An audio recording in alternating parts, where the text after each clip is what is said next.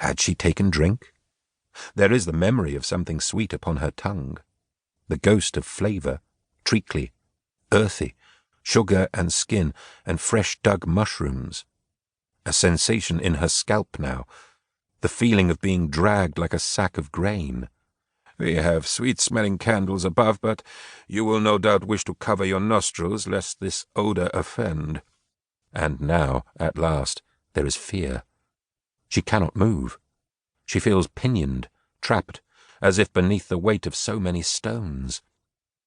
"And here you will see a section of skull that has built up into a ridge, covering a lattice of fractures, their sharpened edges perhaps grazing the tissue of the brain. We will endeavour to open the skull in tomorrow's lecture for the edification of those who are considering joining our number and embarking upon a career in anatomy." A memory now, a soap bubble, popping on a scrubbed step.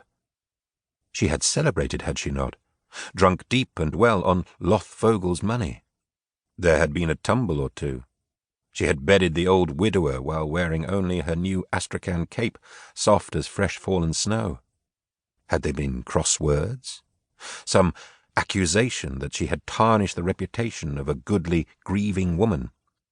She knows herself to be vicious in drink, and there are few moments when she could place her hand on the Bible and swear herself sober.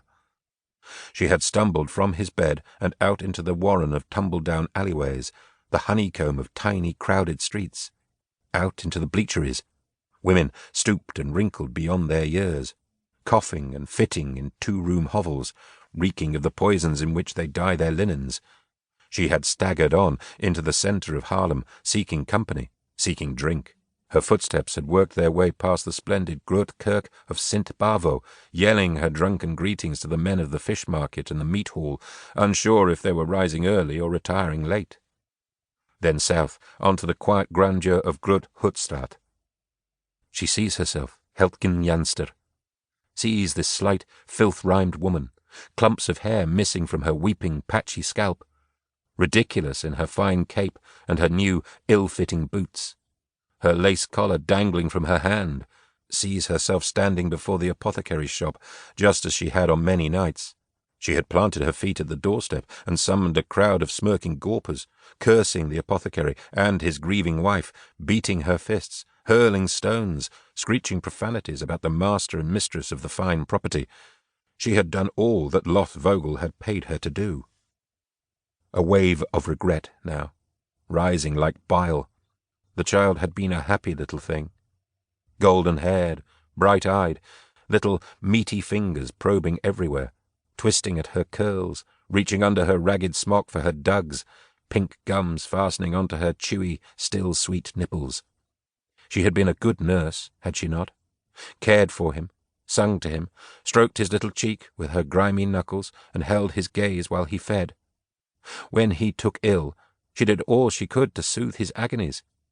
She bathed the lesions upon his skin, applied cool cloths to his burning brow, placed her hands over his eyes so he could not see the apparitions that burst forth from the empty air and sent him into great paroxysms of terror. She had done more for him than his father, whose bitter potions and glistening unguents only served to make his pain increase. His death, when it came, was a mercy. It was the will of the Lord, of that there could be no doubt.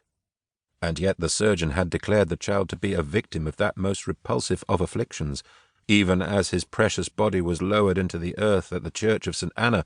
Word had spread. The boy had succumbed to syphilis. And now her mind is full of him.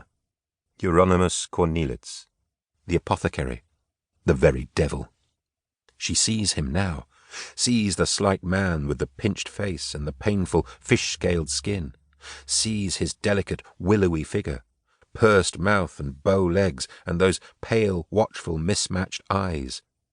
She had never thought to fear him. There may have been an eeriness about the way he lingered in dark spaces to watch her at her work, but she had never known a man without a repulsive habit or two. She certainly never feared his wrath.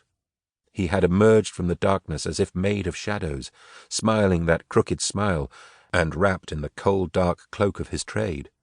He held a bottle in his hand, black gloves obscuring the whiteness of his skin, and for the first time she saw a glimpse of that